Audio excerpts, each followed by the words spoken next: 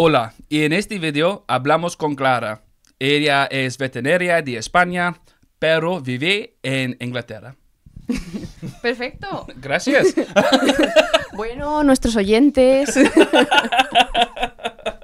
So my name is Clara. I'm from Spain. I'm a vet. And I've always liked animals. I've always been really, really interested in anything animal related since I was 2 years old, since I could talk. The first thing I said was I want to be a vet and I want to live in Africa, in an African reserve, just living there as a vet and taking care of all the animals. So all of the animals in Africa. All of the animals in them. Africa. Yeah. Even the ones that didn't want to be taken care of. So yeah, I've always really been interested in animals, always wanted to work in something animal related. Brilliant. So have you had like specific animals that you like have really like come like attracted to? Like, was you always for like the domesticated species, or was it you like more like wildlife, like exotic, like obviously in this country, like exotic mammals and reptiles and stuff like that, or what was it? My parents' problem is that I've always liked all the animals. So when I was a little kid, I was maybe like, 10 years old, I decided to create a zoo with the kids in my school. So I would take cockroaches, snails, anything that I could get hold of to my house. I always had silkworms because one of my teachers would give us silkworms every year. Anything I could get hold of. My mum doesn't really like many animals, like dogs, cats, fine. Anything else, she doesn't like it. And especially when it was just animals from the streets. He was a street animal collector. You were like, you can come live with me now. Yeah, because my parents didn't allow me to have pets until I was older. So then I would just bring anything home until they allowed me to have. First, it was some birds, which, like looking back, I liked them, but I didn't give them the best care I could have given them, I have to say. But I was a little kid and I was not aware of the care. And then they allowed me to have a dog and a cat, and then that changed things. Now I have a different view of all those things. So I guess things always come with time and knowledge. Yeah. And sometimes looking back, we can think about the things that maybe we could have done better if we had more knowledge and if we knew what we were doing. Yeah, no, I completely agree with that. I mean, I shudder personally at the way I used to keep reptiles 20 years ago. I absolutely shudder at it, because like from back then to now, like obviously the way we keep them is like completely different. So yeah, I completely get that. Yeah, like, completely get that. Even when I studied vet med, the husbandry that I was taught that it was the best, it was very different now. Like it was like, oh, you just need a tank. It doesn't really matter how it is. You put a heat mat under it that covers about a third of it. Your animal is going to be fine, no matter the species. It's going to love it. Yeah. But now, luckily, we know better. We've done, like, people are doing more and more research, and then we know that what we were doing before was not okay, and what we do now is better. Yeah. So where did you originally study to become a vet? So I studied back home in Spain, in Zaragoza. And then after that, I worked in Spain, in different areas of Spain, for a few years. After that, I got quite burnt out. I had always wanted to work with wildlife, but I had never had the chance of doing so. I looked into going to Africa because that was one of the dreams of my life, but unfortunately doing volunteering there as a vet is extremely expensive, so I couldn't afford that. But then I found this amazing wildlife rescue center in Bolivia, in Latin America, and I reached out and they welcomed me with open arms. So then I went there for a whole year. Initially I was going to be there for 6 months, but then I fell in love with the place and the animals. and I had to stay for a whole year. So that Bolivia is something I definitely do want to touch on, because I think there are quite a lot of people, like especially around in the area, having a vet that's gone out and seen potentially some of the animals that we keep is amazing. Like when some of them just come out of vet school and then they like go into it. So we're going to put a pin in that one. We're definitely going to talk about that later, because obviously I know you've spoken to me about it before and I love the stories. But yeah, so how long did it take to like study, like to become like a vet? Yeah, so just the degree is 5 years, but then after that you finish, and I guess it's with most degrees, you get out, you have to start working, but you don't really know much. So especially with vet med, because everything is changing on a daily basis, and you come across loads of different species that you've not really been taught about at uni, and loads of diseases. Like if you think about human medicine, we have specialists for anything, and sometimes a specialist can be a specialist on one specific surgery on one finger, and they don't do surgery on the other fingers.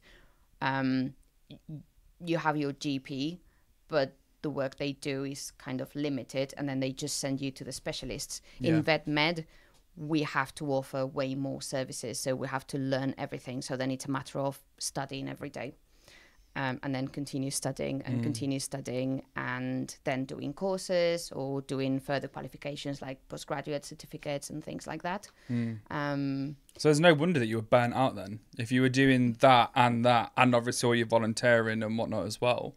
Yeah, that's... And I continue studying almost every day. Oh, yeah.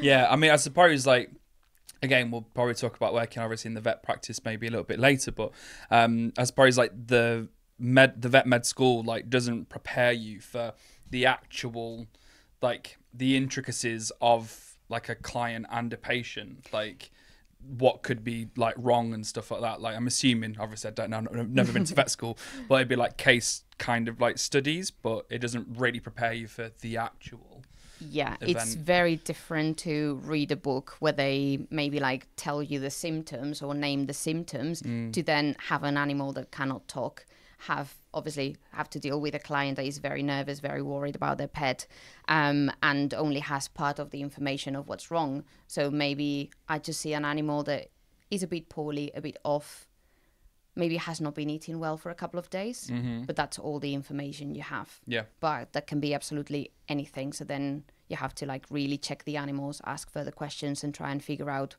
what's truly going on, because it can be literally anything. Yeah, literally 1,000,001 things. Yeah. Crikey.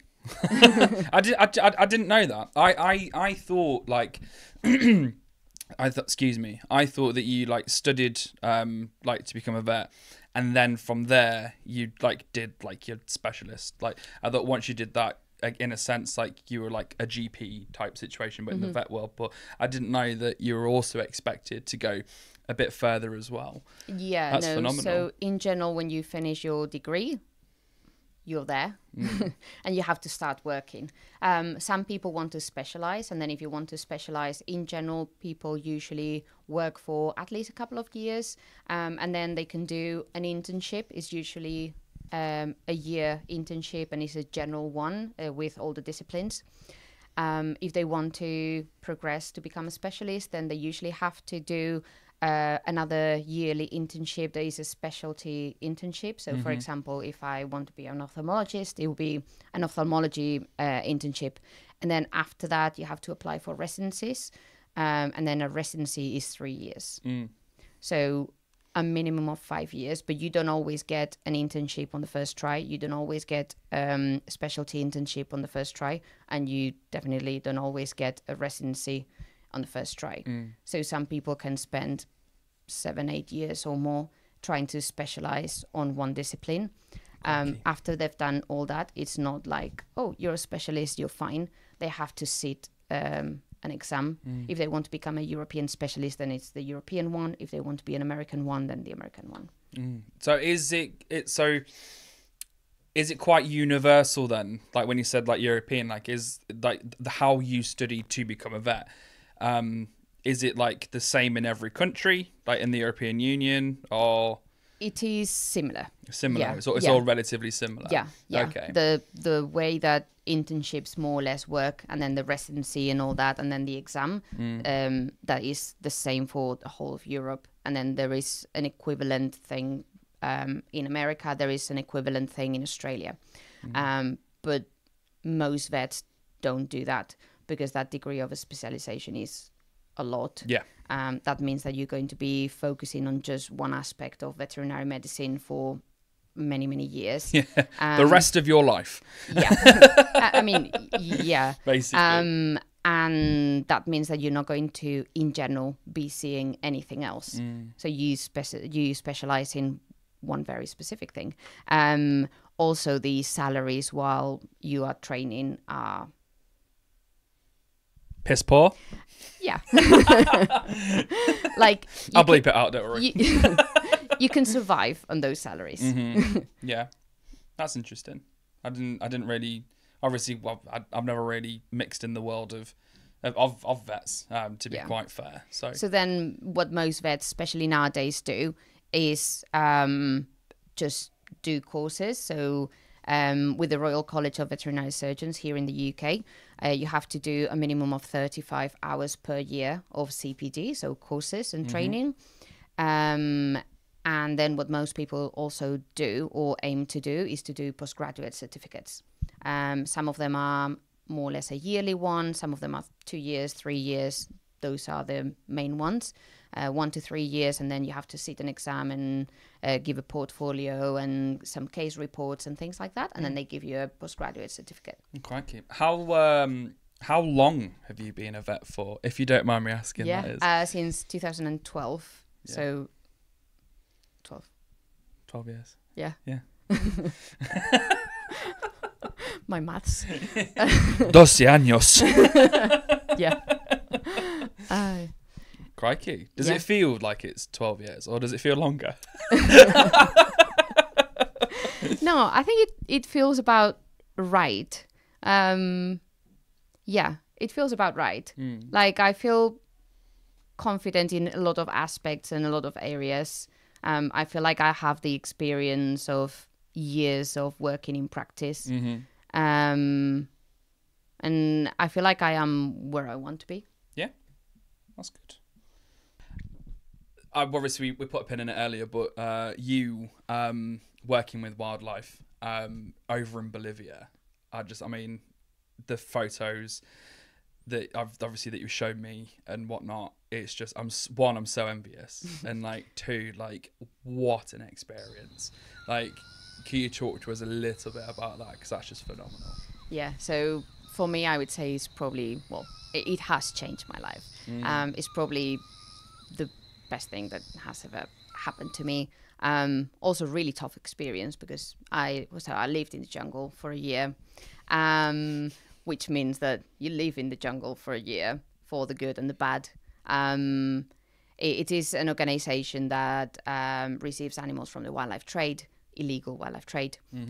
Also some animals that have been caught by the wildfires, or that have been injured on the roads, or that were in the wrong place at the wrong time, which means there was a building where there was supposed to be jungle, and then the animal was there, so then it bothers the people, so the people either call us for us to just move the animal, or they hate the animal because they're scared of it, and then they call us because it's not dead. So we see pretty tough situations, because it is animals that are very poorly, most of them coming from having lived with people and they shouldn't have lived with people. But it's also a very rewarding experience, because for some of them you can nurture them back to life. Like some sort of help. Yeah, rehabilitate them and then release them. Those are the really good stories.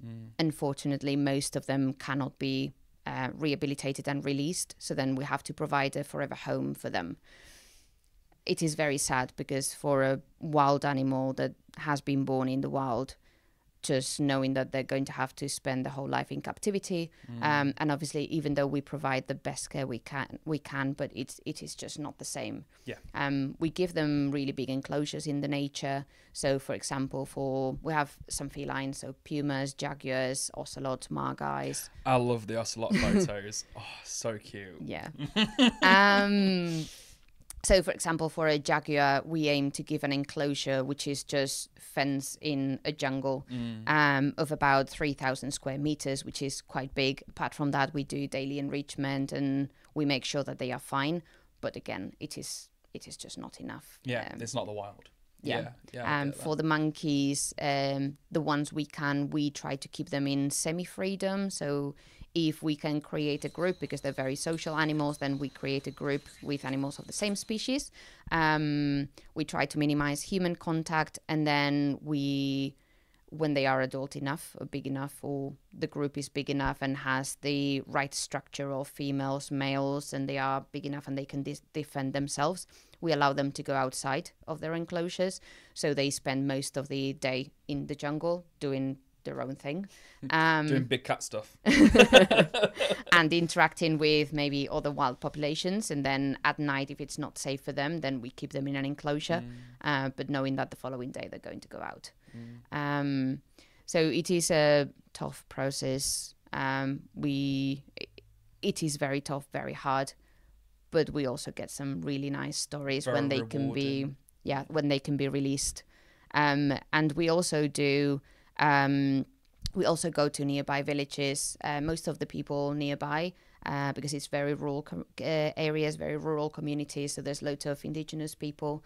For them to hunt and eat those animals, in most cases, it's a survival thing, and it's also a cultural thing. So it's what they've always done, and they don't necessarily see that as a bad thing.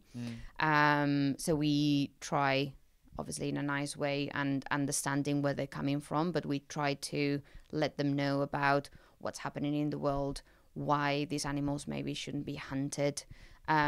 Legally, they have permission to hunt some species and some like specific numbers of some species that are not so endangered. So we always are very respectful with what we do and how we say things, because we don't want to overstep on the culture or anything like that. That was going to be one of my next questions about that, to be fair. But at the same time, we also try and create awareness, and not just with indigenous communities, also with everyone that we can. For example, while I was there, the government was building a road that was going through many areas like natural parks and things like that. So we worked with them to try and mitigate the impact of building the road. So we gave a talk to all the workers that were creating that road to give them guidelines on what to do if they encountered a wild animal, what not to do, to be extra careful when they were in specific areas with the noise, with the trash they were producing and all that. So at least we do a little bit. So you're a vet while you're over there. Yeah. You're also a rehabilitator while you're over there. Chief enrichment maker, by all accounts, and also a teacher as well, in a sense. We go to schools to work with the kids. We also work with adults. We try to do as much as we can. We also help out nearby communities because they don't always have access to veterinary medicine for their own animals. So we help sometimes with the cattle they have, or with the dogs and cats. We do some neutering campaigns. Just honestly, it's just so amazing. Like, just come one day. I definitely will, like 100%. So. But yeah, for me, some of the most amazing things, apart from obviously the work we do directly with the animals, is just waking up, hearing the howler monkeys howling.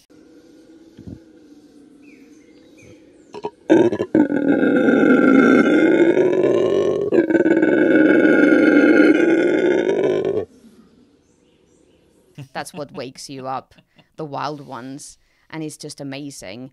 And then after that, you hear all the macaws and all the birds that are, again, wild. And then going to sleep with the frogs and the cicadas when it's cicada season.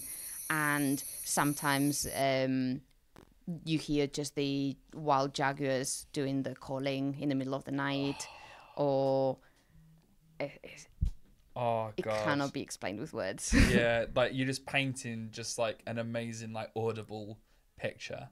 Like it just sounds absolutely just great. I mean, that symphony on a night time, like I can only imagine at the minute before I go, before I join you in those escapades. But with the types of animals that you see, obviously most people that are going to be watching this primarily keep like reptiles. So do reptiles play a part in what you do over in Bolivia? Yeah, they do. Apart from just cohabiting with us,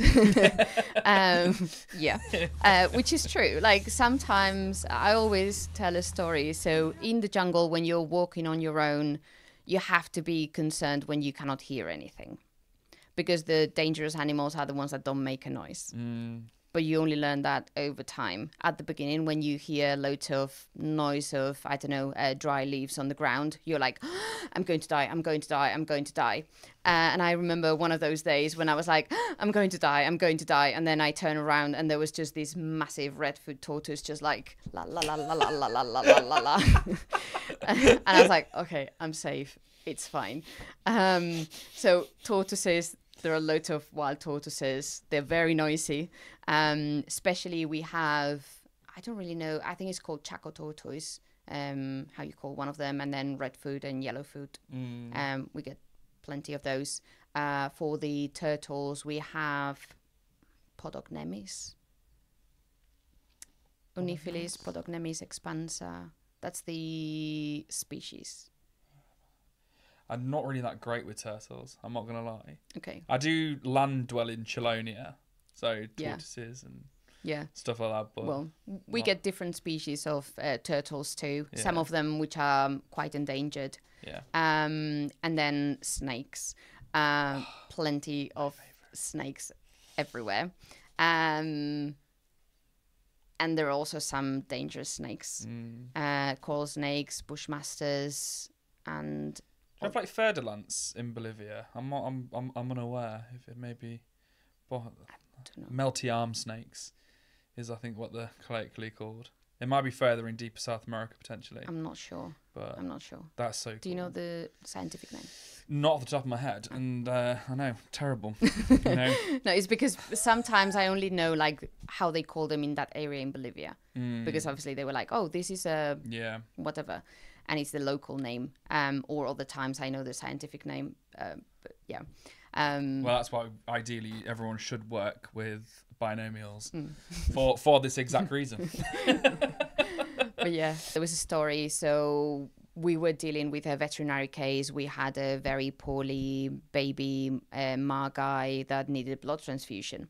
So we were in the clinic and we were doing the blood transfusion. We didn't have any other margais, so any other felines of the same species. But then you can use blood from a similar species, and as long as it's once, it's fine. So we got one of our ocelots to do the blood transfusion from. And the tiles on the clinic are white, which was not a great idea because everything around us is muddy all the time, and most of the area gets flooded for about 5 months a year. We all wear wellies all the time. And the one that cleans is me. So we had to do this blood transfusion. So I asked everyone to please take the boots off. So all the boots were outside. We were all inside dealing with the two felines. We had loads of ropes just for safety measures and things like that. We have climbing ropes. So they have different colors, different patterns, and there were ropes everywhere. In one of those things, I was like, oh, there is a rope here on the floor. I went to pick up that rope, and it was a coral snake. So we all had to leave until we managed to move the coral snake away. That is so lucky. I mean, was the snake really chill? It was like, hey, what you doing? Yeah, it was just there. Yeah. Is that like, disculpe? I'll put the translation at the bottom, maybe. But yeah, it's just loads of stories about 1,000 things. And then we also have like different types of alligators in the different areas. You also have to be a bit careful with those. In general, Swamp puppies. yeah. In general, they're there and they don't do anything. So as long as you leave them be, they do their own thing and it's fine. And then loads of invertebrates, loads of bugs, apart from mosquitoes and all the obvious things. Loads of frogs, loads of butterflies, moths, spiders. Yeah. Loads of spiders, tarantulas, everything. So cool. So cool. Do you, while you're over there, obviously, like doing like super vet stuff, do you ever treat reptiles? Or you treat reptiles as well? Especially tortoises, turtles, and snakes are the... There's a lot of ear situations with them, or is it... Like, no, not really. What's common over there? Trauma. Yeah. Right. Because all these are not they're not pets. They're just wild ones that happen to be somewhere where they shouldn't be, or they've been injured. I like the use of quotation marks. Like that's phenomenal. Like human encroachment. Yeah. So with snakes, we get burns, especially burns after fires. Oh right, okay. Someone's going out there and like burning these snakes. No. So and obviously no burns from lighting or heating. It's mostly after the fires, because we also have like in Bolivia there are not enough firefighters, and the firefighter service is not like here, for example, that you have a fire in your house, you call the firefighters, they come, they put it out, that's fine. Or there is a fire in Claythorpes, and you call and they go there to the natural reserve and then they put it out and that's it. It doesn't really work like that. So in most cases there are some groups of volunteer firefighters, so you call them and ask them if they can help you out. And we also have our So it's all like a voluntary service? In most cases. Crikey. I'm not sure about the big cities, but in the rural areas, it's like that. So then you pay them a bit of money and you give them a place to stay and you feed them while they work for you. We also have our own construction people that are mostly locals, that we also train them on firefighting, and also the volunteers and the staff members. So you're trained on firefighting as well? Not trained, but I've had to put out fires multiple times. I've had to sleep for a week on a fire trail and do rounds every hour to check the fires that were happening. I've had to use a machete to clear a fire trail. I've had to rake the fire trail. What is a fire trail? So we create a trail in the middle of the jungle that basically separates two parts of the jungle.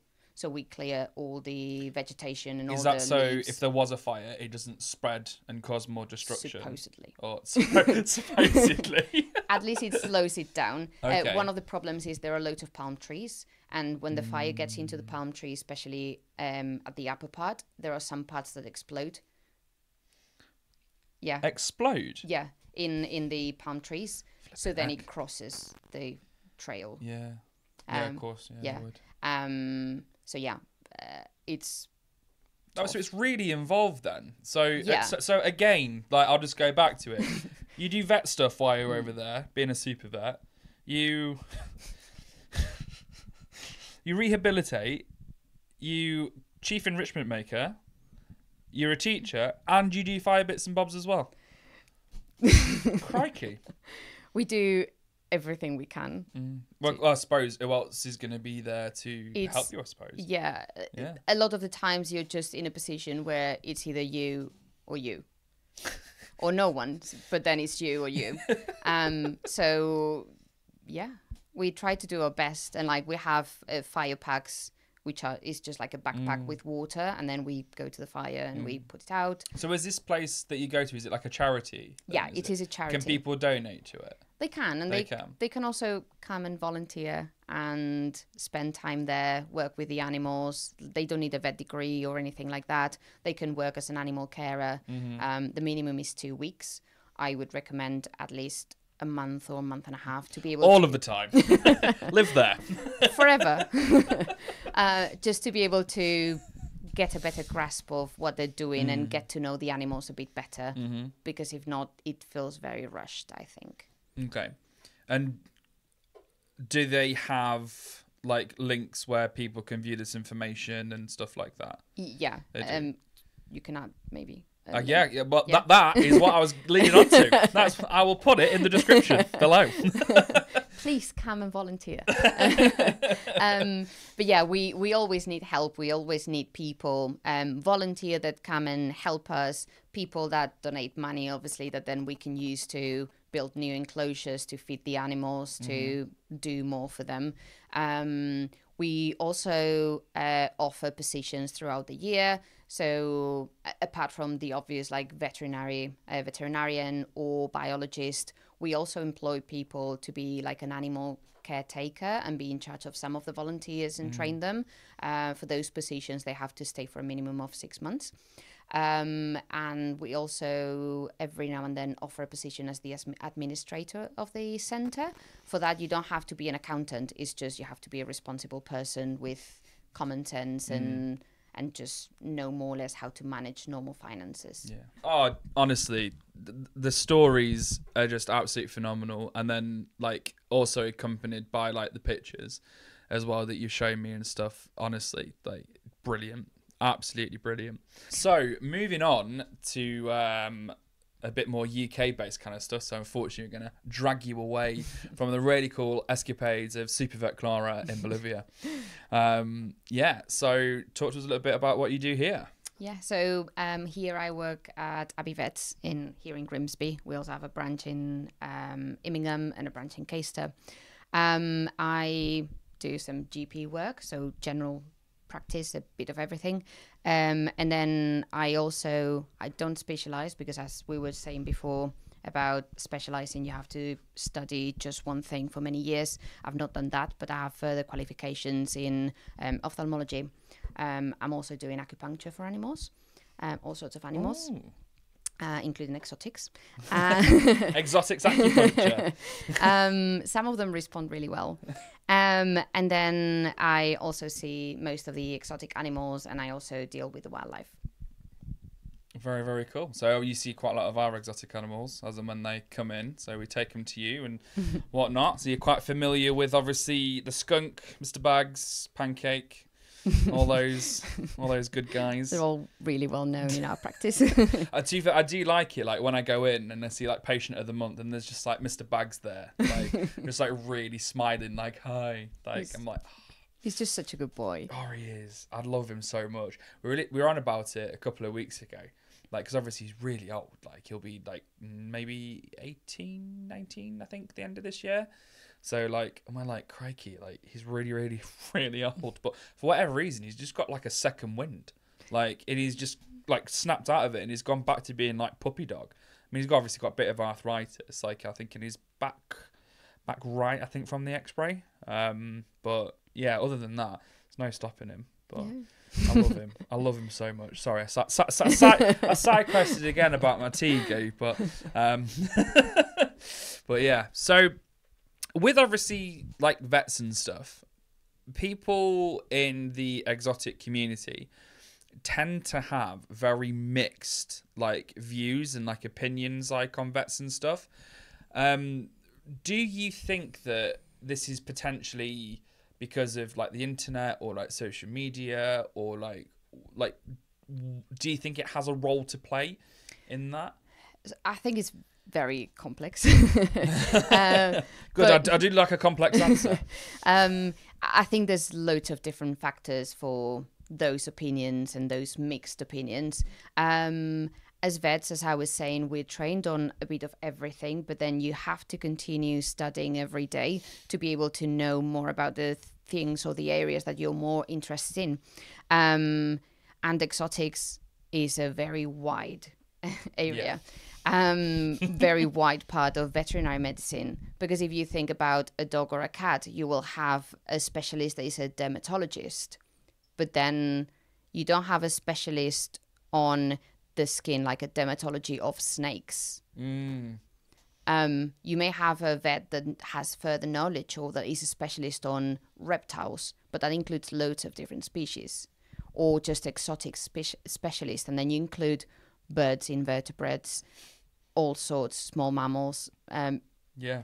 So So all under that exotics umbrella, you've got a myriad of different species, including obviously mammals, reptiles, and stuff. So it's, yeah, and all of them with their own diseases, and then each species has different problems that are more prone to having. And then within that, you have all the different systems. So you have the skin, and you have the digestive tract, and you have the reproductive tract, and you have neurology. You have a lot to know about that.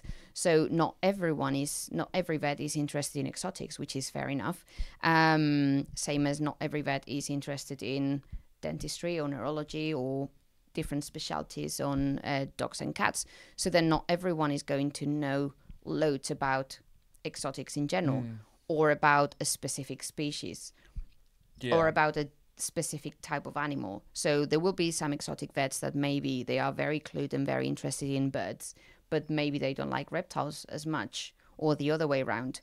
So the knowledge that the vets have is going to be very varied depending on what further qualifications they have, what interests they have, what they've been studying, and what do they see on a day-to-day basis.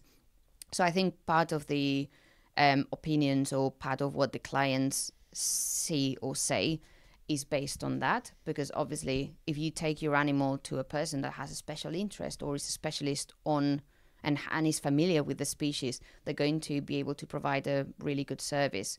But other times maybe you encounter someone that is not as clued with that. But as a vet, we are not forced, but we have to see the clients and the pets. We cannot just say, I'm really sorry, I don't want to see your pet. You are in front of a client that is very worried, very concerned about their animal. Their animal is poorly and needs veterinary attention, and maybe you are the best option at that moment for that animal. Yeah. Even if you're not a specialist, or you're not familiar with the species, or you don't know much about that, but you can apply your general veterinary knowledge to try and help the animal and the client in the best way possible. Yeah. So that's one of the things. There's also a lot of misinformation out there, as you know. Yep. So sometimes owners have not been given the best advice from the get-go on husbandry, and sometimes you have to be really careful with how to say things, or because obviously when people have a pet, they want to do what's best for the pet, and they want to provide the best care possible in most cases. So they always think that they are doing what's best for the animal. Sometimes it's just because they've been misled, and some people have told them, oh, this is the best you can do. But then it turns out it is not the best, or it was the best 20 years ago, but it is not the best anymore. Yeah. I get that. So there's also that. There's also the internet, as you know. It can be a really good friend, a really good source of good information, but it can also be very misleading to people. So I think it's a combination of factors. And also when a person is worried and is concerned about their animal because they are sick, the feelings are important. And also you're dealing with an animal that is poorly. And also nowadays, more than ever, finances are also there. We all wish there was an NHS for pets, because that would make everyone's lives so much easier. That would mean that I could do as much as I needed to do for the animal and not have to worry about money. But money, unfortunately, is something that plays a part. So then I always have to work with the client, with the finances and what we can afford, and try and balance the health and the tests and try and figure out what's wrong. Reptiles especially, they're very good at hiding any problems they have. They're very sturdy. They don't show pains like mammals do, like some mammals do. They don't cry. They don't make noises most of the time that tell you that they are in pain. So sometimes the changes can be really subtle. And then by the time they get to us, they are very poorly, or just their symptoms are very specific. But then trying to figure out what's wrong means that I don't have a crystal ball and I need to do tests, but that's not always possible. So there's quite a lot that statement that I'd like to unpack. I think the first one is definitely what you said about trying to like weigh up like obviously like the feelings and stuff. Like personally to me, I think, and this is why like where all of us here are very happy that we do have you, because we think like I think your bedside manner is absolutely perfect and whatnot. I think you're great at your job basically, and that's one thing that when customers come in and try to use us as like vets, it's one of the things that they talk to us about. I'm like, well, we've been here before, like not necessarily to your vet practice, but like other vet practices and stuff, and they've had a really bad experience like with a vet having really poor like bedside manner and whatnot, and then it's just like kind of like a snowball effect. So I think that potentially might have like an impact in bedside manner, but I don't think you suffer from that. I think I think your bedside manner is very good when it comes to much better than mine. Like when we were discussing earlier about like how do you tell someone their pet's fat, and I'm like, just tell it it's fat. Like you're like, no, like there's a way. And I'm like, that's fat. So yeah, but I mean also like what you were saying about like the internet and like the misinformation and stuff. I think a lot of these people can make it seem quite easy to do like like dodgy vet practices and showing people how to do that like at home. Like I'm not aware of anybody in the UK that does it, but obviously there's a YouTube channel over in America where like he just does it. Like he just operates on the snake, no qualifications or anything like that, and like that's teaching people, oh, it doesn't matter, you can do it yourself. Like, you know, who needs to go to vet school for, how long did you go for? 5 years and a bit more. Like, who needs all that? Who needs all the money? Study every day and have all the equipment we have and all the medication. And I have nurses that have trained specifically in exotics. We have a machine that ventilates the animal because a lot of reptiles, when you put them under anesthesia, they stop breathing. So then you have to have a machine that breathes for them. But obviously someone checking everything and another machine that checks the heart rate and another machine that does this and that, and it's loads of equipment. It's also loads of practice. It's having nurses that are a bit more specialized in exotics. It is having the vets that also have the knowledge and the confidence and that can do all those things. So yeah, it can be a bit frustrating when you sometimes get someone who's like, oh, you can just do this at home. Like, you don't need to be a vet. You don't need to know anything. And I'm like, but so many things can go wrong. Yeah. And what's going to go wrong is that your animal is going to be in pain. Your animal is going to be suffering. Yeah, it's not being treated with pain relief or potentially, obviously not anesthesia, you know? So, yeah, I mean, yeah, I think it's quite a complex, thing. I think a lot of it is finding the right vet. So I mean, before obviously we were with you at Abbey, we took our animals somewhere else, and then one of the people that was dealing with the exotics said something, and I was kind of like, I'm not too sure about that. And then that person left, and then we got another person, and like the way they spoke to me, like I wasn't best pleased. I was like, okay, like, and he was like saying about injecting tortoises with calcium and like all of this malarkey. I was like, I'm not doing that. Like, I'm sorry. Like, I disagreed with him on that. So my next question to you is, have you ever had a client that has disagreed like with your diagnosis, and like, what have you done like about that? Like, are you like, like, how do you go about it? Yeah, so obviously on a day-to-day basis, you can always have people that feel like either what's wrong with their animal is different to what you are telling them that is happening, especially when it's something that maybe means that the care they've been providing is not the best one, because that's a difficult subject. I try to be as nice and understanding as I can. I always try to see where they're coming from. So why do they think that what I'm saying is not right? Is it just because they're feeling a bit offended or a bit like I'm judging them? I always try to make sure that they understand I'm not judging them. I know that not everyone knows everything in the world. I don't know everything. And I always try to explain. So if they're telling me, I don't know, oh, I think he's not in pain because even though he's limping, but he's not in pain, he's not crying, for example. Then I try to explain, okay, I really think that the animal is in pain. In general, they don't limp unless they're in pain. Same as, for example, if you sprain your knee, you will be limping, but it's because it will be painful. Once the pain stops, you will stop limping. So I try to explain things in a different way so we get to an understanding of where the person is coming from, where I'm coming from, and just understand that there is no judgment involved. That is just, I want what's best for the animal. I always try to be as honest as possible. And same, if I get to a point where my knowledge is not enough, then I will tell the person, I think you should see a specialist, or I think we should do something different.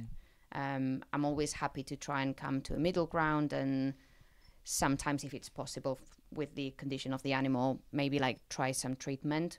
But sometimes it gets to a point that I'm like, look, I'm really sorry, we've already tried this, it is not working, we need to do more. We need to do a blood test or an x-ray or a combination of things, because this is not going to be enough. And if not, I'm just postponing and delaying curing your animal. So yeah, I try to understand where the person is coming from. How does, so you try and obviously build that bridge on trying to like understand like where they're coming from. Like, what would you say the success rate of that is? I think in general is quite good. There's always the odd person that from the get-go, Bit of a stick in the mud. You can tell that they are not going to change their opinion. I try to explain to the best of my knowledge and as well as I can, but sometimes it gets to a point that I cannot do anything else. I can try to pinpoint some good resources online that also explain that and say what I'm saying. But sometimes you cannot change how someone thinks, and that's it. They're suffering from cognitive dissonance, like regardless, like that's the thing that frustrates me. Like, it's kind of obviously similar. Obviously, like what you do is, I would arguably say, a bit more important. But like, I'd say potentially I'm triage. You definitely are. Triage here. But like when people come in and they ask for advice, and you're like, well, like for example, how to take care of a bearded dragon, you know, one of the more common ones that we have, and we give the advice. And we point them in the direction of like resources, very similar to what you do, on reptile lighting, etc., etc.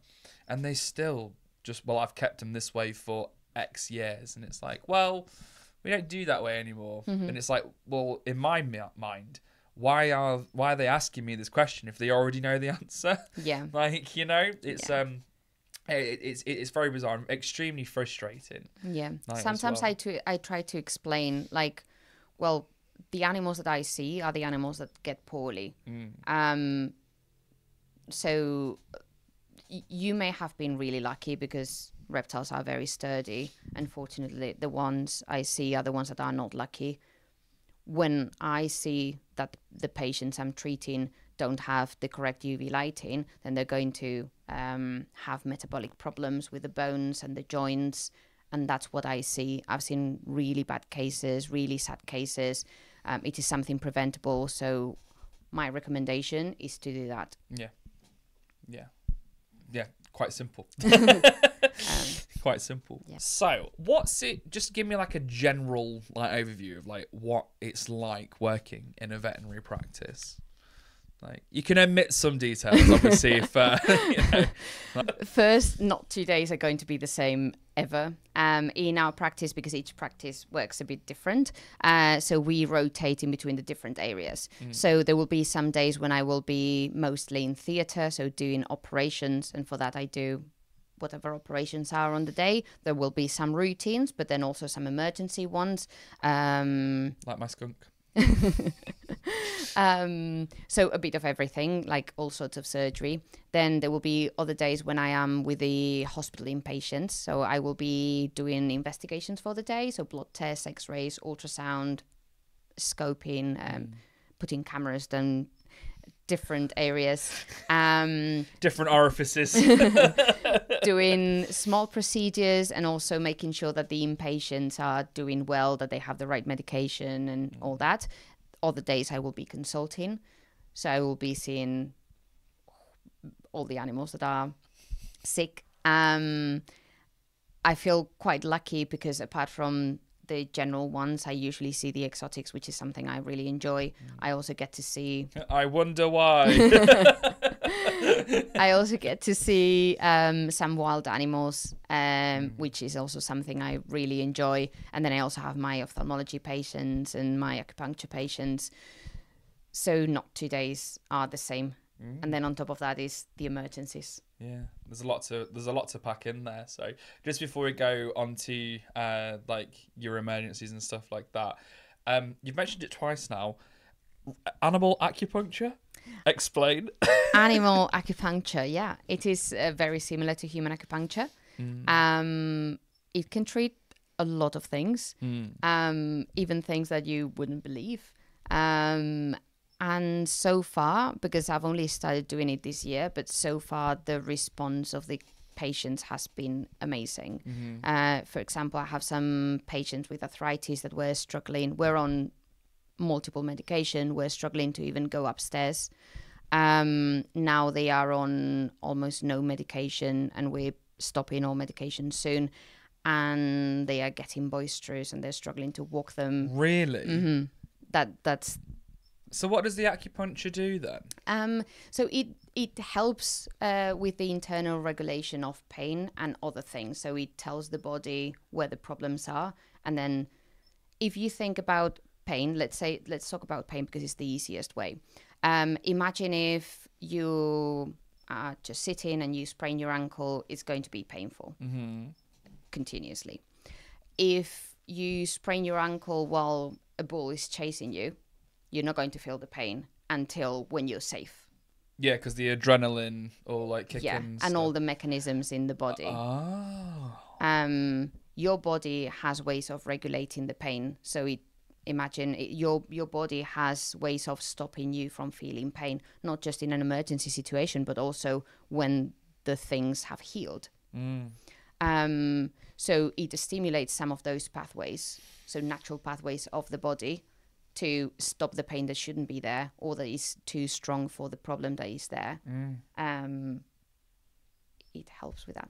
That's and so also with interesting. a lot of other things. It can help with allergies, asthma, skin problems, hair grow, not hair grow when someone's lost a hair. But imagine if you've shaved an animal and the hair is not regrowing, but it should be. Because you're stimulating that area, right? It can help with that. Yeah. It can help regulate a lot That'd of be like things. because you're increasing the blood flow to the area and stuff. Yeah. That's quite interesting. Yeah. That's quite interesting. Yeah. I One of the didn't main know. ones is pain. Yeah. That's really cool. Yeah. For example, we're also treating a guinea pig. He was my first patient. I'm petrified of guinea pigs. Honestly, absolutely petrified of them. Seriously. Why? Why? Right. This is the first time I think I've ever said this on camera, right? It's extremely irrational, I know, but everyone's allowed it, right? Yeah. I think people that are scared of snakes are weird, so, you know. But guinea pigs, right? When it comes to the ladder of aggression, guinea pigs, their ladder of aggression is very, very short. It's 1 minute cute, next minute, eat your face off. There's no behavioural signs, right? Apart from a little bit of satanic squeaking that they do, right? When they're going to eat you, right? Awful. The bites hurt. Bites from guinea pigs absolutely batter. Their teeth are designed for cutting and slicing, right? And they're going to slice into your nice skin, right? No. Their feet, gross. They've got sneaky feet. I hate it, right? That disease they get, bumblefoot. What a stupid name for a disease in general, right? They're just horrible. I just don't like them. I mean, I wouldn't want them to obviously come to any harm, you know, but like... Not to go extinct or... Yeah, no, like obviously they serve a purpose. Like the Peruvians will get hungry, won't they, if they're... if they go extinct.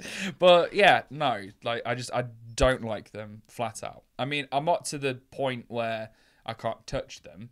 I'd prefer not to, if I'm being honest. But yeah, because when I was a teacher, obviously we had to get them and showed students how to like health check them and stuff. Oh my god, as well, the nipples as well. They make me sick.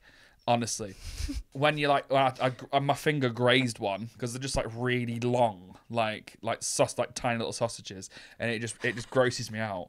Honestly, it really grosses me out. And as well, right? There's more, right? I hate the ones I hate the most, right? Scared of the most. No, it's hate, yeah.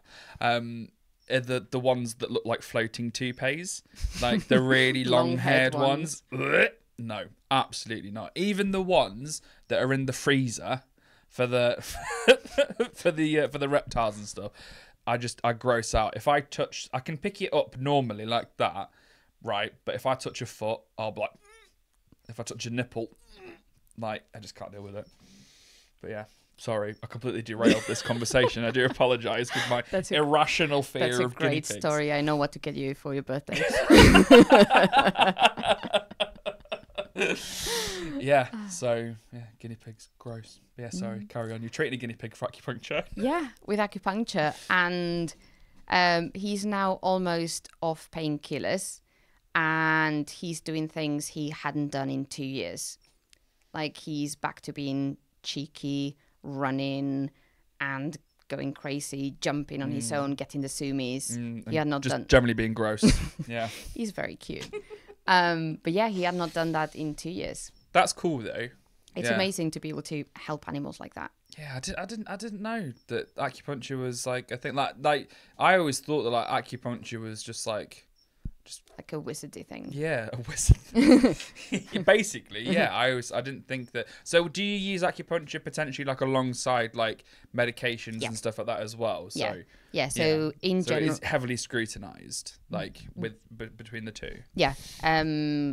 In general, I always use it alongside normal medicine. And then depending on the response, we see, can we stop some of the medication or can we reduce the dose? Or can we not? For some animals, they just need everything, depending on the degree of pain or degree of the disease that they have. But sometimes we can just stop some of the other medication. Everyone thinks that animals are going to respond to the needles like being really scared or in pain or things like that. But in general, it is not like that.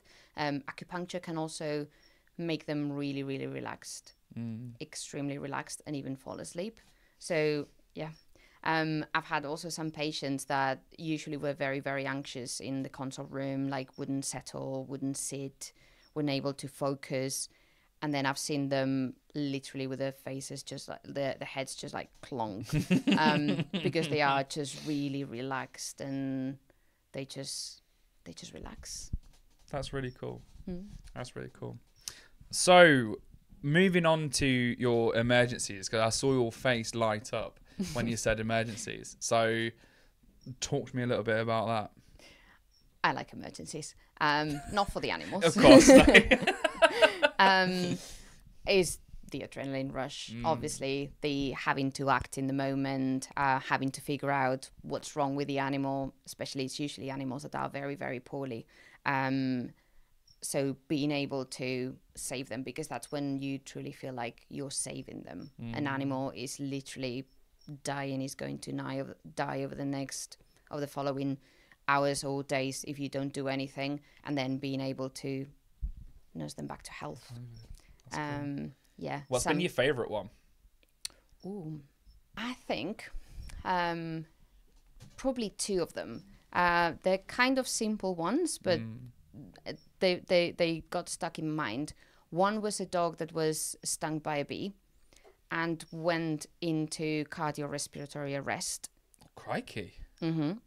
Thank God the owner was very close to the practice, and we managed to bring it back to life. We had to do CPR, so it was a very good one because it was a good outcome from something so simple as a bee sting. The other one was a dog that was running in the woods and crashed with a log or something on the floor, had a wound here, he was bleeding out. Oh, really? Nick an artery or something? Yeah, nicked the artery. Literally bleeding out, came and he was completely unconscious. And the heart stopped as we started patching him up. Shit. And again, it was a good story because we managed to bring him back to life. Oh, brilliant. So it was those things that you have to act in the moment to save the life of the animal, and then you really feel like you've saved the life of the animal. Oh, yeah, that's just amazing. Yeah. That's great. That's great. Oh. Yeah. I felt like I was there in the moment with you then. I was like reliving it. Like, oh, God. What kind of dog was it? Spanish Podenco. Yeah. Was that in Spain? Yeah. You checked that? Yeah. They're very sturdy, very resilient dogs. That's so cool. Yeah. But yeah, I still remember even like what the owner was wearing, and this was years ago, but I remember him carrying him in the practice, and yeah. Gosh. So, what animals like do you typically see like in the practice? So obviously I know that you see ours, but like other than ours, do you see any more reptiles, or is it like mainly like the boring stuff like cats and dogs? Might be biased. But yeah, do you usually see things like cats and dogs, or like is it a nice mixed bag? Now I'll tell everybody to go to you. It is quite a nice mix. Obviously I see more dogs and cats than exotics, just because most people have dogs and cats. But I see a good proportion of exotics, and out of the exotics I see some birds and then some small mammals like rabbits, rats, hamsters, guinea pigs. Reptile food. Guinea pigs. But I also get to see quite a few reptiles, especially tortoises. Depending on the time of the year, we see a fair amount. We see some snakes, leopard geckos, obviously, beta dragons, obviously. I would say out of the reptiles, those are the most common ones. Trying to think because I always forget some. But yeah, I would say out of the reptiles, those are the most ones. And then, as we said, I also see the wild animals. Yeah. So like reptiles wise, you're looking at bear dragons, leopard geckos, tortoises, snakes, that kind of thing. Yeah. Yeah, and then every now and then we get some other species that we don't see. Oh, sorry, I forgot, Mr. Bags. I was waiting. I was waiting honestly, for you to give my boy a little bit of a mention. Yeah, we've seen some iguanas. We've seen Chinese water dragons. I forgot about them. Obviously, tegus. My boy. Yeah, some other types of lizards. Like I think I saw some of the eastern yellow collared lizards. Yeah. And so this might be a little bit contentious because I know some vets have a opinion on this that oppose. Okay, so what's your opinion on keeping reptiles? And I'm going to generalize it. Okay, so what's your opinion on keeping all reptiles in captivity? Go. Drop the bomb.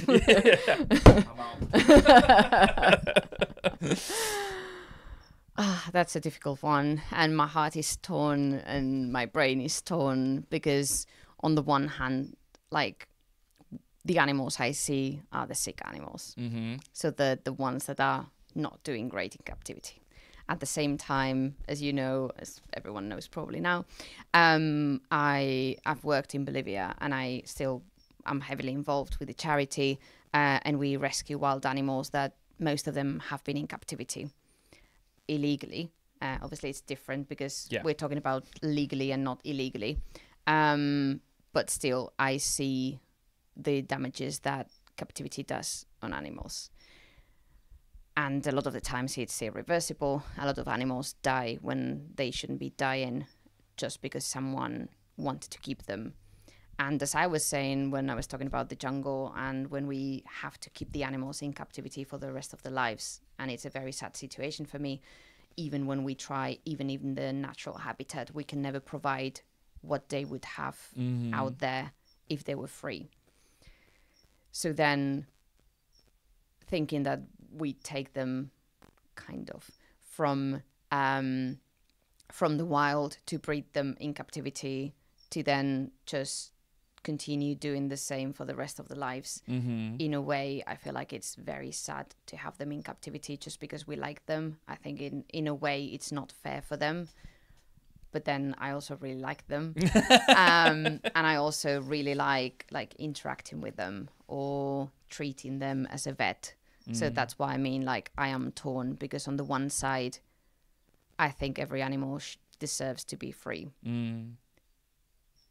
And deserves to be in their natural habitat, which is very different. Yes. The animals that we usually keep here, very different to what we can provide in the UK. Even if you take them outside and in summer, so then they get some sun, the temperatures are not going to be, in general, the right ones. Even if we provide the best lighting and heating and everything and misting and we have everything controlled, it's not going to be the same. The enrichment they have in nature, because they obviously interact with their environment and there are bugs and other animals and everything that lives there. So their lives are way more enriched than here in a VIV, where kind of nothing happens, even if you do enrichment, but it is just not the same. It's a difficult one. Is it? I mean, I kind of agree. I do kind of agree. I think when reptile keeping is done well, it's done very well. And I think reptiles can make certain species can make phenomenal companions. Phenomenal companions. I mean, we've got tortoises that come here on holiday with us and they're like 70, 80, 90, getting close to 100. We've got bearded dragons that come to us that are well into their teens. So I think I agree with the premise. I mean, luckily nowadays, for the most part, I think when it comes to reptiles in the UK, I think it's around about 90% are all captive bred, which is obviously a lot better than taking them from the wild, obviously, unless there's like bloodlines and stuff like that. But I think it's certain species. I think there are definitely problem species. But I don't think you see the problem species that I would say. So I would say things like boa constrictors and large snakes. I would say they're arguably problem species. But obviously you mainly deal with beardies and bits and bobs but we like also that. see some of those. So what? Some of the big bits. Yeah, I mean, what's your opinion like on that? Like, because personally, to me, I think that there should either be a flat ban, or because I can see the downsides of the ban, or I think that the bigger stuff should be licensed. I think it's a very difficult question. It's a heavy question. It is. It's a heavy question. Like, I think it should be probably more like policed, and there should be more rules as to keeping those animals because of safety reasons and also because of animal welfare. It is very, very difficult to ensure that you have an enclosure, because then we're not talking about a VIV, we're talking about rooms or big enclosures that are big enough and that they can replicate nature as much as possible for those species. So I think that maybe having to have some licenses and having to have someone that is clued on the species to have to make sure that everything is fine before you can get one. Yeah. I think some species should definitely not be available for everyone and the common folk. And I definitely think that even the shops that sell reptiles or that deal rehome, anything like that, with reptiles or any animal really, but especially the exotics, that they should have some sort of license and have to do some courses every day. Not every day. Go on. We've got a lot to do in a day. Maybe like once a year, just to refresh and learn more about the new research. Touch base and stuff. Make sure that the advice they're giving is the right one, that the things they are selling are the right ones for the species that they are dealing with, and that they really know what they're doing. Because I feel like kind of anyone can open up a shop where they sell exotic animals. And then a lot of the problems come from there, from people, clients that want an animal and they don't really know what they are doing because they've not done the research, and then they come across with a shop that just sells them something that is not adequate for the species, and then the one that suffers is the animal. Yeah, it is. Yeah, it's what with obviously the species of reptile that you've mentioned, like what are the most common health problems that you see? The most common ones are associated with husbandry. So inadequate lighting is one of the big ones. Inadequate heating, so not enough heat or too much heat because they're not using a thermostat. Not providing the correct UVB. I feel like those are or incorrect diet. Those are the main ones. Luckily, most of them have some sort of solution. The downside is that sometimes the damage has been so far, and there are irreversible aspects, like animals with very, very weakened bones that then, even if you do something to correct that, then they're going to have joint problems and still they're going to be in pain. But again, because they hide the pain, you can never tell exactly how much pain they're in. Yeah. We know that condition is very painful in humans, but we cannot measure how painful that condition is in animals. Yeah. Or tortoises with a very, very deformed shell that they can barely move around. Something that people forget is that the shell has loads of nerve endings, so they can feel the pain in the shells. A lot of people forget that, and they just think that it's like It's the house. Yeah. So it's fine. Yeah, it's not a part of the rib cage. Yeah. Yeah. So yeah, mostly things related to misinformation and husbandry that is not the adequate one. Yeah, I mean, we don't really see any light related issues that much anymore, which I'm pleased about. The biggest thing, two big things that we see here, when they either come in on holiday or they come in for like a health check or anything like that.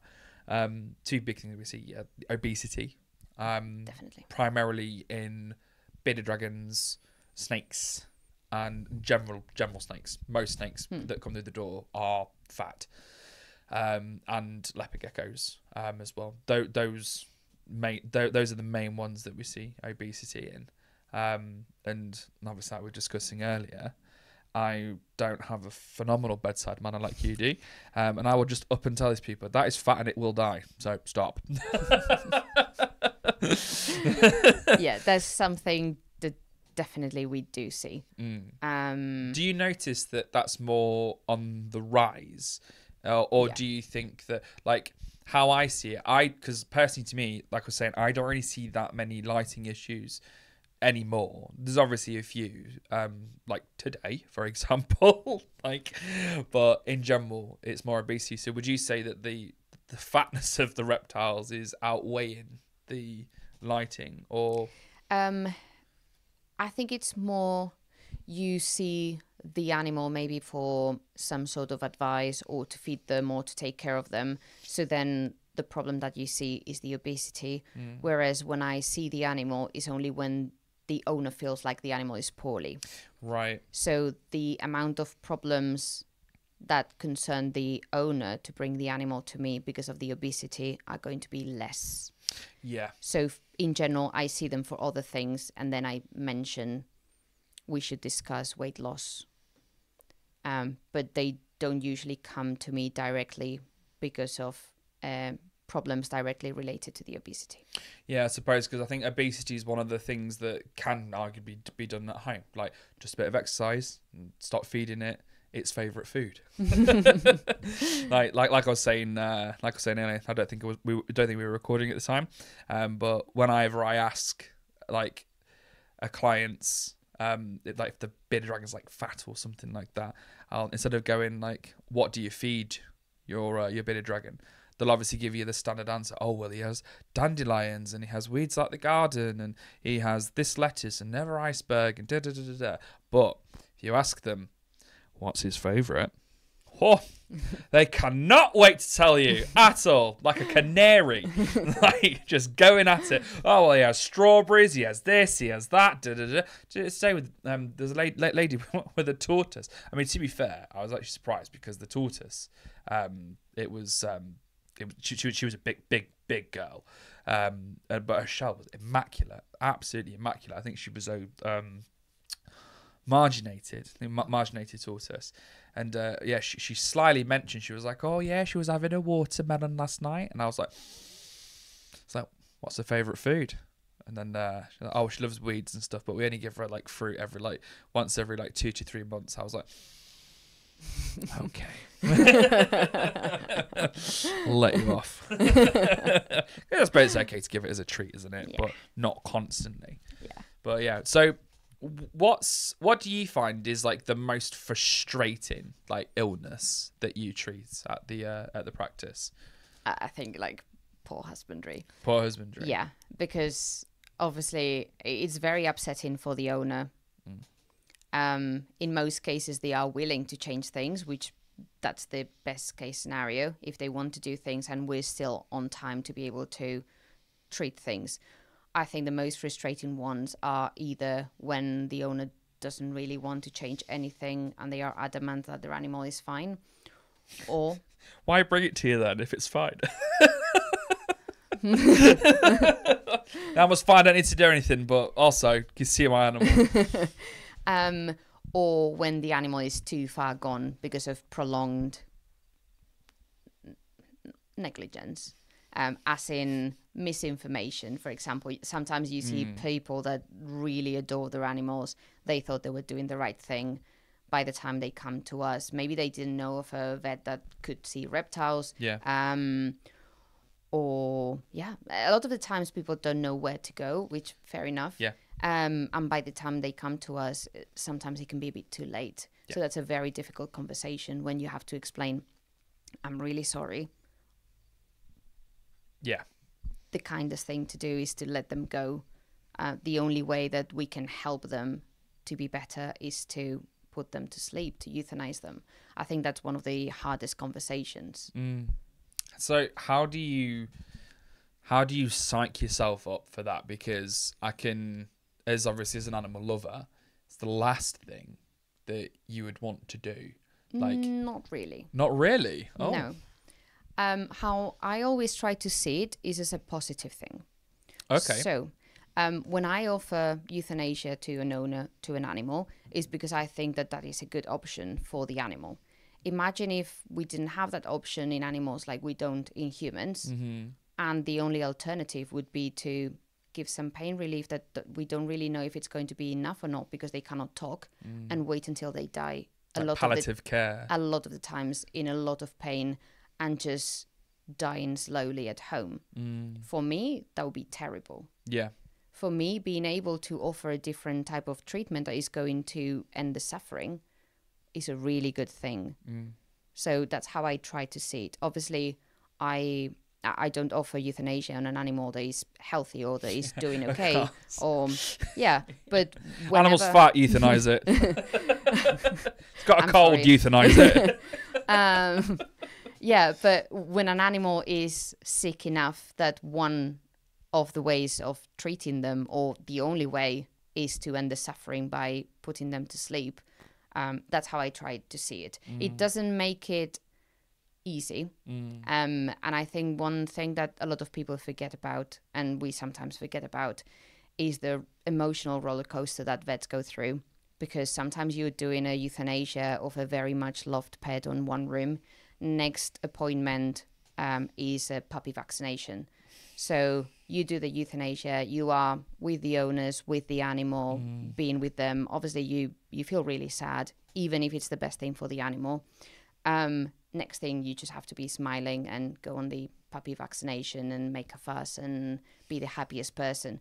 Sometimes because you're giving time to the owner on one room, then you have to go back to the puppy and then go back to the euthanasia and talk to the owners again. So that's something that can be very tough. Yeah, that sounds like really tasking, like quite mentally. Like, do you suffer from compassion fatigue, like quite a lot? Like, I try not to. I think that all vets do suffer from some degree of compassion fatigue, because you see in most of our consults are 15-minute consults. So you see an animal that is suffering, an animal that is an owner that is concerned, and you have to try and fix the animal and help the owner. That's not always possible. Sometimes you get your cases that you've been following up for months and months and months, or some animals that you know from when you did the puppy vaccinations, and then they become old and then you have to put them to sleep. So it is difficult. It can be difficult. It's a roller coaster of emotions, as I was saying. Yeah. I mean, yeah. I think that not many people have to deal with all those things on a daily basis, and every 15 minutes deal with a different situation, a different animal. Yeah, I mean, obviously here is no way near the roller coaster of that, but I get the sentiment, like, because obviously we do a lot of rescue and rehoming of like reptiles here and stuff. That is very tough. Yeah, and like when you get them in, and when it's like easily avoidable, when like the animal's got metabolic bone disease or something that's avoidable that you know it only happens in captivity. And obviously, like sometimes when we've taken them to you, like that bearded dragon, and obviously it was had to be PTS and stuff. Like you have to do that, and then literally when we came back from, obviously when I came back like from seeing you, we had to jump into a baby bearded dragon sale, and like again be upbeat, like, oh, these are really cool, like, you know, they can make a phenomenal member of the family, and like you're talking about like cool enrichment ideas like that you can do like with that animal and stuff like that. And then again, like you go up the stairs where all the rescues are, and like the ones that aren't ready to be rehomed yet, that are like falling to bits potentially, and you're like, oh, what should I do with this? Like you got to make that decision. So and especially knowing that that's never going to end. Yeah. Like, you know that you're going to continue getting rescues all the time. You're going to have to be dealing with those situations all the time. Same as sometimes we come across with proper neglect. That's also very tough. But again, I know that I'm never going to end up seeing sick animals, because that's what I'm there for. Yeah. And that's what I want. But it can also be tough. And same with you with the rescues. You know that you're never going to end up seeing rescues, kind of. Yeah. And they're all tough situations. Yeah. With the rescues in general, you're not going to get like really nice experiences of really healthy animals.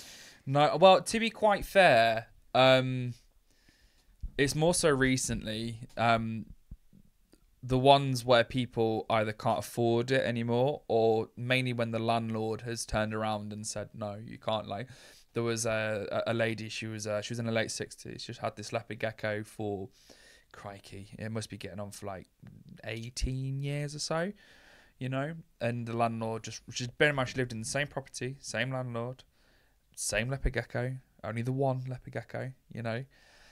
And landlord turned around and went, yeah, you're not keeping reptiles anymore, got to get rid of it, bye.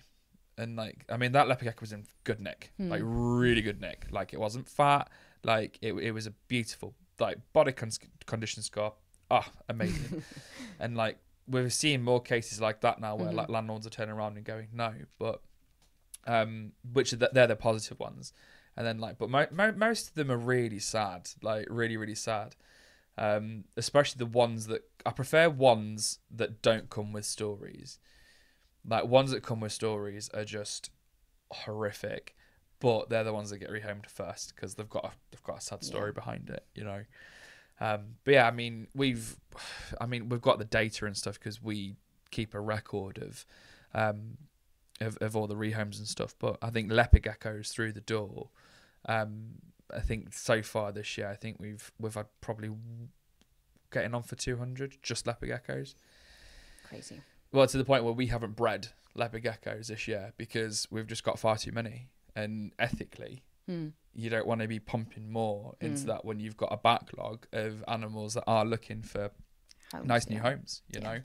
So this is what I mean, where I like, that bit annoys me, and then in my mind I'm just like, no one should keep reptiles. But then I look at people that have such enjoyment from them and do very, very well, like with reptiles as well, and I'm like, well, actually, it can be a force for good, it can be a positive, but I think it definitely needs more regulation. Like I think shops, like we need more regulation. Like realistically, what have we got to do every day? Like we've got to take temperature readings, we've got to take UVIs. That's it, right? Really, you know, and adhere to measurements of enclosures, which are small anyway, you know. But hey ho, Yeah, is more what it is. regulation for the people and for the shops. Yeah, yeah. And more information. Maybe I know that in some countries they've made it illegal to give animals as presents. Yeah. Which I think is a good thing. Yes. And even though this is very, very difficult to police, I think that kids should not be gifted animals in general. There should always be an adult that is truly the responsible person for the animal. Yeah, I think that's what we do here. I mean, we have customers that come in and they will ask for animals that because they've seen it on like a TV program or something like that. And then we'll talk to the parents, but like, look, the animal's not really appropriate. Like this is going to be appropriate. And we ask them like, what's their lifestyle like what space can they dedicate, like long term moving forward. That's how we deal with it, like here. And I think, to be fair, we don't get any rehomes back that have come from us. It's always from other places around, not necessarily just in Guernsey, but quite far. I think the furthest we've had someone come to rehome an animal with us, I think, was from Newcastle. So obviously we've spoken a little bit about husbandry issues, so obviously metabolic bone disease, potential vitamin deficiencies and stuff. Obviously tortoise is mainly like vitamin A and stuff, isn't it, typically? But in your opinion, how do we get around this problem? Because these are, as we both know, these are extremely easy, avoidable, basic things that shouldn't really be happening in this day and age with the equipment and the tech that we've got. So, like, what would you say is the best method on preventing this? Another big question. Yeah, I was going to say.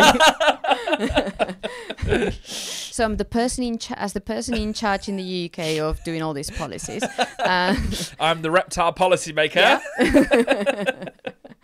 I don't have like the answer, but I think definitely, as I was saying, making the shops that deal with reptiles or exotics and sell them do some training every year. Make sure that the husbandry they are giving, the advice they're giving out is the correct one, making sure that the enclosures, the lighting and everything that they are selling is the adequate one. I think that would be a really big one.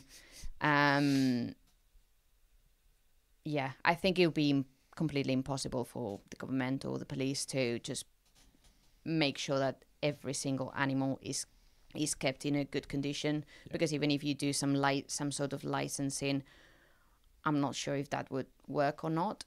Maybe it would be forcing each client that wants to buy an exotic animal to do a short online course on husbandry requirements and things like that. Maybe, it has been mentioned about stuff like that before they can buy the animal. Because if they do the course after they bought the animal, then the damage is already done if the animal was not the right one for them. I think those would be good starting points.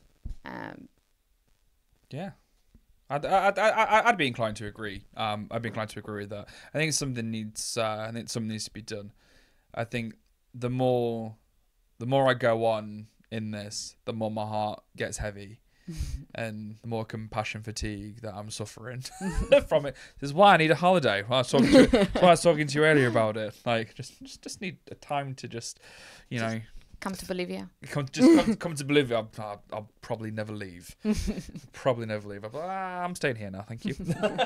Perfect. What animals do you want to be in charge of? All of them. I am chief animal person. Perfect. Done. Chief animal person in Bolivia.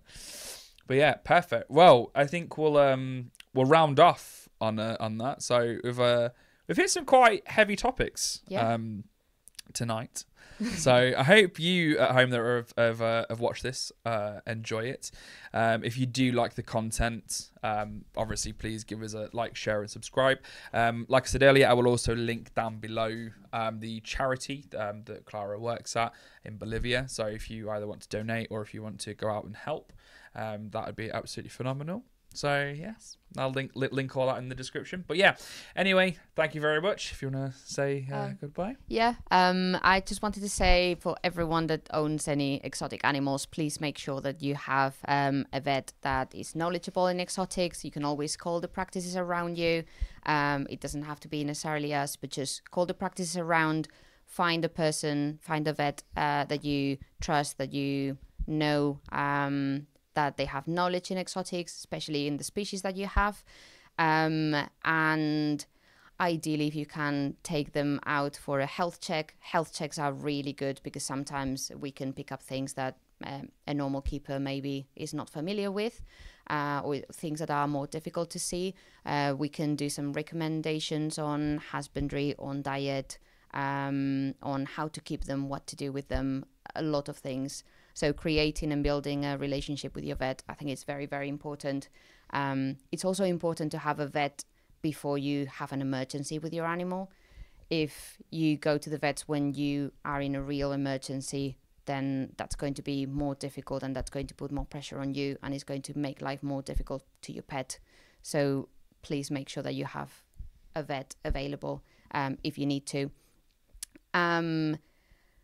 I think that's it. That's it. No, there's good closing statement. Yeah. Thank you very much for that, Clara. Yeah. Thank you very much. But yes, anyway, we'll see you in the next video.